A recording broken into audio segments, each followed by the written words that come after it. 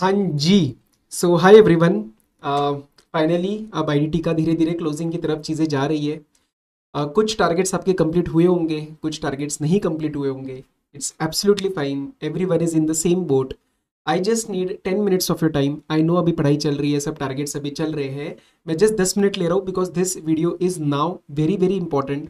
कि लास्ट की कुछ चीज़ें जो आपको पेपर के लिए I am going to reiterate. ठीक है, जस्ट गिव मी 10 मिनट्स, आपके कुछ पेंडिंग क्वेरीज एंड कुछ चीज़ें इसमें से सॉर्ट हो जाएंगी। अह, एक आता है कि सर फर्स्ट 15 मिनट्स का यूटिलाइजेशन कैसे करना चाहिए। देखो, मैं अपने तरीके से बताता हूँ एंड प्लस मैंने कुछ स्टूडेंट से बात किया, प्रैक्टिस बैच वालों से बात किया। Then I am stating this. अगर आपको लगता है कि नहीं सर मेरा ये कंफर्ट नहीं है, मैं ऐसे ऐसे सॉल्व करने वाला हूँ, मेरा ये स्ट्रेटेजी रहने वाला है, it's absolutely fine, there is no one way of doing it. ठीक है, बट एक बार सुन लो, क्या पता आपको कोई चीज़ इसमें से क्लिक कर जाए। क्योंकि पेपर में ना पैनिक अवॉइड करना है किसी भी मैनर में। फर्स्ट 15 मिनट्स जो आपको मिलते हैं रीडिंग टाइम जो आपको मिलेगा, उसके अंदर मेरा जो तरीका रहता था एज अ स्टूडेंट, मैंने जो भी एग्जाम्स दिए कभी भी, मैं पूरा पेपर कभी भी नहीं देखता था। ठीक है, ये सुनने में शायद अजीब लगेगा, बट मुझे ऐसा लगता है कि पूरा पेपर एक तो 15 मिनट में प्रॉपरली नहीं देख सकते, थोड़ा ऊपर नीचे देखेंगे। और कभी कभार ऐसा कुछ रहता है ना, some of the fear comes true, मतलब इट बिकम्स ट्रू कि यार एकदम से ये कोई टॉपिक था जो सोचा था कि डर लगता है और वो एकदम से दिख जाए, तो मुझे पैनिक हो जाता था। और मेरे साथ ये हुआ है इंटर लेवल पे। तो उसके बाद के जितने पेपर हुए या सीए फाइनल पे मैंने कभी भी नहीं देखा। So what you can do is first 15 minutes में मैं होता तो मैं पेपर नहीं देखता, मैं सिर्फ और सिर्फ क्वेश्चन नंबर 1 मैं प्रॉपर डिटेल के अंदर चेक करता। क्योंकि क्वेश्चन नंबर 1 में अक्सर पता है प्रॉब्लम क्या होता है, कंप्यूटेशन ऑफ जीएसटी लायबिलिटी के लिए आपने बहुत मेहनत करी होती है, लेकिन बहुत बारी वो एंड में छूट जाता है या जल्दबाजी में वो सही से अटेम्प्ट नहीं होता। और वो जो 14 मार्कर में से 12 13 14 भी आप ला सकते हो, वो हम नहीं लेके आ पाते। So that is something that I used to do. अगर अगर मैं एग्जाम में बैठता तो मैं सिर्फ और सिर्फ क्वेश्चन नंबर 1 डिटेल में एनालाइज करता कि भाई इसका कैसे ट्रीटमेंट सारा होने वाला है, रादर देन सारे 5-6 देख लिए, एमसीक्यूज देख लिया और फिर सारा दिमाग में ओवरवेलमिंग सा फीलिंग आया। सो आई वुडंट डू दैट। ठीक है, ये मेरी स्ट्रेटेजी होती, आप अपने हिसाब से चेक करना। एमसीक्यूज और पेपर पैटर्न, मतलब पेपर पैटर्न मतलब in the form of MCQs आप क्या करना है सर, एमसीक्यूज कैसे करें। See, given the trend, given the things that we are seeing मतलब कभी कभार क्या होता है एमसीक्यू कुछ लेंदी आ गए, या फिर कभी कभार आपको लग सकता है कि सर एमसीक्यूज की प्रैक्टिस इतनी नहीं है। My genuine suggestion would be कि आप एमसीक्यू स्टार्टिंग में देखो भी मत और करो भी मत। और ये मेजॉरिटी स्टूडेंट्स जिन्होंने भी पेपर दिया, डीटी का भी दिया, मैंने उनसे बात किया कि नहीं सर एमसीक्यूज पहले नहीं करने। उसका रीजन बताता हूँ। कभी कभार एमसीक्यू में you may get stuck how. सोचो एक बार 2:15 तक आप कुछ सॉल्व करके आंसर्स लगाने जा रहे हो, ऑप्शंस मैच कर रहे हो और आपका आंसर मैच नहीं हो रहा है, तो ऐसा लगेगा यार 20-25 मिनट निकल भी गए और एमसीक्यू भी सॉल्व नहीं हुआ। जबकि डिस्क्रिप्टिव वगैरह में कैसे रहता है, ऐसा नहीं होगा कि आपको आता ही नहीं है और मैच ही नहीं हो रहा है, आप कुछ ना कुछ करते जाओगे तो वो फ्लो नहीं टूटेगा। पहला 1 से 1.5 घंटा आपका फ्लो अच्छा बनना जरूरी है। So what I would suggest कि आप फर्स्ट हाफ एन आवर ले लो। Whatever I am giving you the time target, ये जस्ट एक इंडिकेटिव है, हम थोड़ा सा एग्रेसिव बना रहे टाइम टारगेट, इसमें थोड़ा आगे पीछे होएगा depending upon the question, depending upon your strengths and weaknesses, don't worry. तो पहला एक half an hour, max to max half an hour, शायद इससे कम ही लगेगा आपको, आप क्वेश्चन नंबर 1 में देना, जिसमें 14 नंबर अपने पक्के कर लो, क्योंकि ये तुमने मेहनत बहुत करी होती है तो पेपर में आनी चाहिए। उसके बाद का 45 minutes you have to give to the next 2 question जहां पे भी आप कॉन्फिडेंट फील कर रहे हो। तो आप क्या करोगे, क्वेश्चन 1 एक बार हो गया, फिर आप क्वेश्चन 2 चेक करो। क्वेश्चन 2 आपको आता है, क्वेश्चन 2 सॉल्व करना स्टार्ट करो। क्वेश्चन 3 आता है, क्वेश्चन 3 स्टार्ट करो, सॉल्व करना स्टार्ट करो। क्योंकि जो क्वेश्चन 1 2 3 आता है ना, ये जनरली आपके चैप्टर 1 to 7 में से आता है, जो आपके बहुत स्ट्रांग होते हैं। तो don't get confuse unnecessarily at the start. आप एक एक करके देखो और एक एक करके स्टार्ट करो, रादर देन सब देख के कंफ्यूजन क्रिएट करने की बजाय। तो व्हाट यू कैन ट्राई कि 3:15 बजे तक, मतलब 1 घंटा 15 मिनट तक आपके अप्रोक्स 3 क्वेश्चन हो जाने चाहिए। अप्रोक्स 3 क्वेश्चन, थोड़ा 5-10 मिनट आगे हुआ चलेगा। Our aim is whatever you are doing that you have to do it correctly and properly, rather than आपको अननेसेसरी नहीं सर ये टाइम इस टाइम तक मेरा ये हो जाना चाहिए, बड़ा ये हार्ड टारगेट लेके मत चलना, ये इंडिकेटिव है। 3:15 बजे मेरे को ऐसा लगता है कि आप 3 क्वेश्चन होने के बाद एमसीक्यूज पे आ जाना, and you will have next 45 minutes approx for the MCQs. MCQs कैसे होंगे, आपके 3 इंडिविजुअल एमसीक्यूज रहते हैं और आपके 2 केस स्टडीज रहती है जिसके अंदर 6-6 सवाल रहेंगे। तो 3 into 2 6, और आपके 6 question in 1 case study, 2 case studies and into 2, ऐसा मोटा मोटा पैटर्न आपका बनेगा। अब इसके अंदर 2 कस्टम्स के रहते हैं और एक जीएसटी के रहता है। ये आपको मोस्ट प्रोबेबली इसमें आपको दिक्कत नहीं आने वाली है, तो you can do this first individual वाले, और फिर आप केस एमसीक्यूज में जाओ। 1-2 रिक्वेस्ट है भाई, मैं ऐसा नहीं कह रहा होएगा, लेकिन पिछली बार हुआ था, आईडीटी के पेपर में एक एमसीक्यू में आंसर सही से नहीं मैच हो रहा था, तो अपने आप को बहुत रीचेकिंग मूड में मत डालना। एक बार करो, कॉन्फिडेंटली आंसर मैच करना और आगे चलना, बार बार रीचेक मत करना। And if you get stuck at any MCQ कि आप सॉल्व कर रहे हो, आपका आंसर मैच नहीं कर रहा है, एक बार रीचेक कर लो, नहीं हो रहा तो आप आगे बढ़ो। Apart from that I will tell you in the case based MCQs how the reading will be, वो मैं आपको, चलो मैं एमसीक्यूज का नीचे बता दूंगा रीडिंग वाला पार्ट।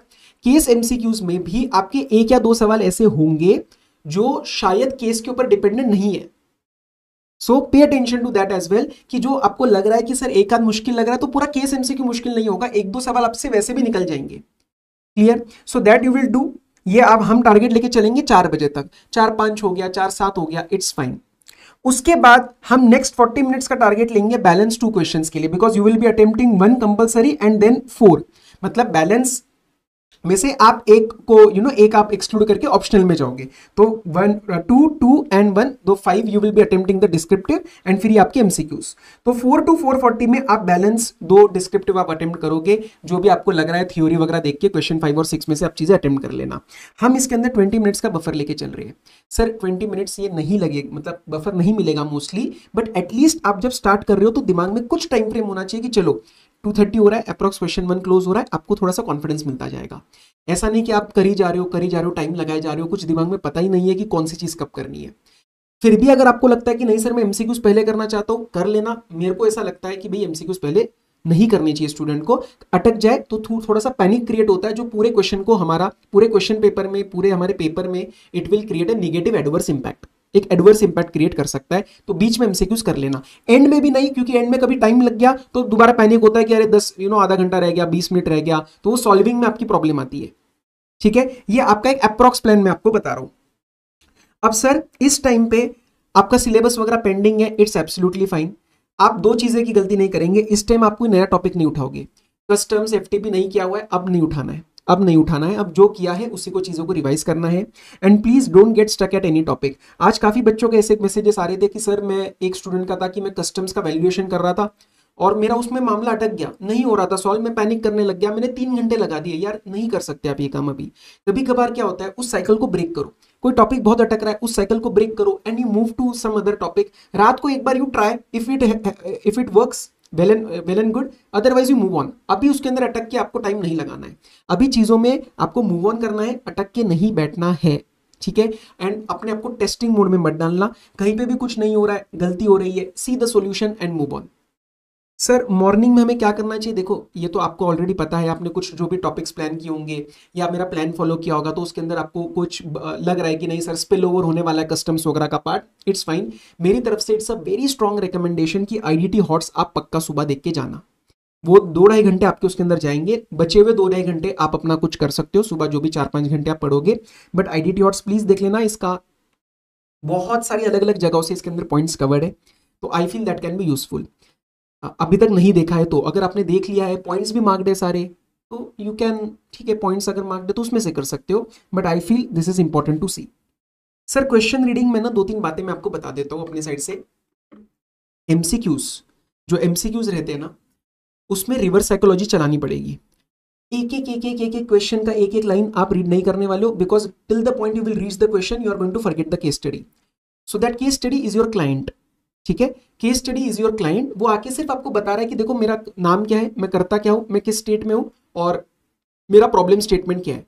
तो उसके अंदर आप देखना पैराग्राफ्स भी जनरली एक इशू के रिस्पेक्ट में होते हैं, तो जब नीचे क्वेश्चन आएगा तो उसके हिसाब से बस हमें ये पता होना चाहिए कि मुझे कौन सी चीज दोबारा पढ़नी है। ठीक है, सॉल्व करते वक्त रिपीटेड चेकिंग अवॉइड करनी, मैंने आपको ऑलरेडी बता दिया। किसी एक पॉइंट पे स्टक रह के नहीं रहना है, कोई ऑप्शन नहीं मैच हो रहा, मूव ऑन।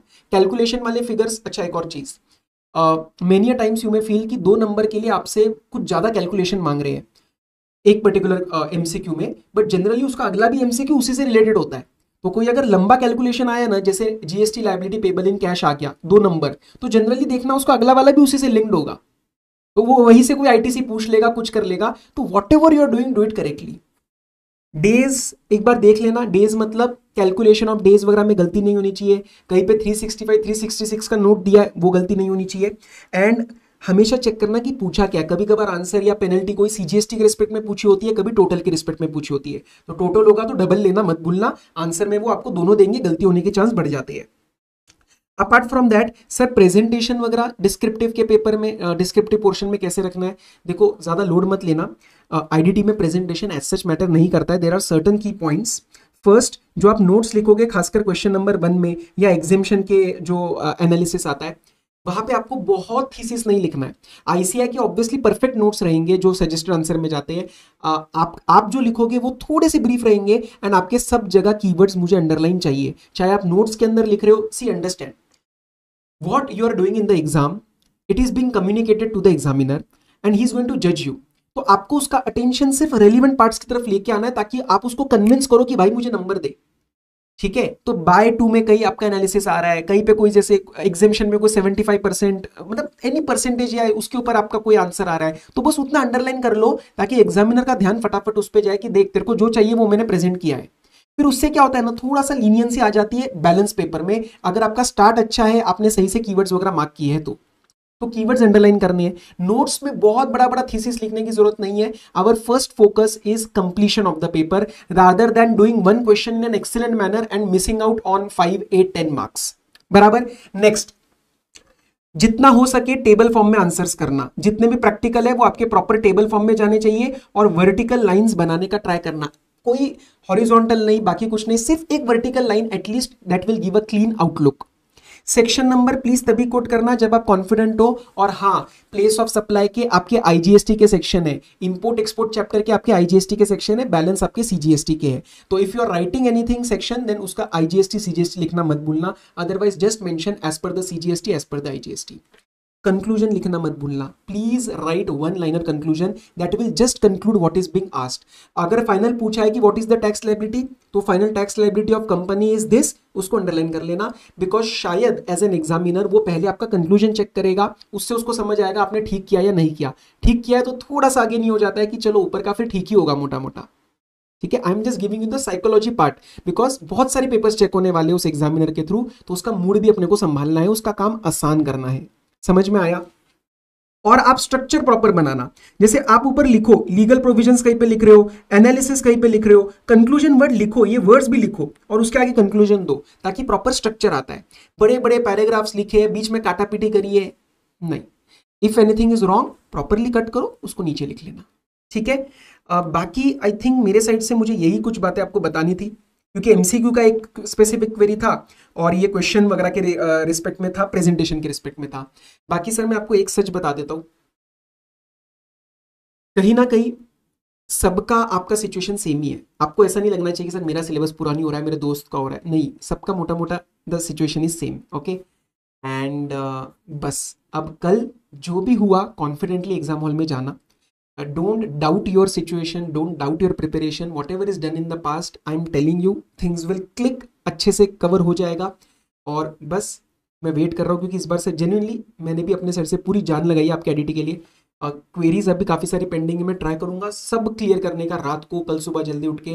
एंड या all the very best, make me proud. और मेरे लिए प्राउड आपका नंबर से पहले आपका एफर्ट है, तो बस एफर्ट अच्छे से दे देना और कल अपना एग्जाम दे के आ जाओ, बस मैं उससे खुश हूँ। बाकी जो भी रिजल्ट आया वो हम एक्सेप्ट करेंगे, क्लियर है।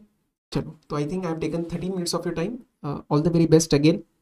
बाकी मैं टेलीग्राम पे आपके साथ कनेक्टेड हूँ। Bye bye, take care.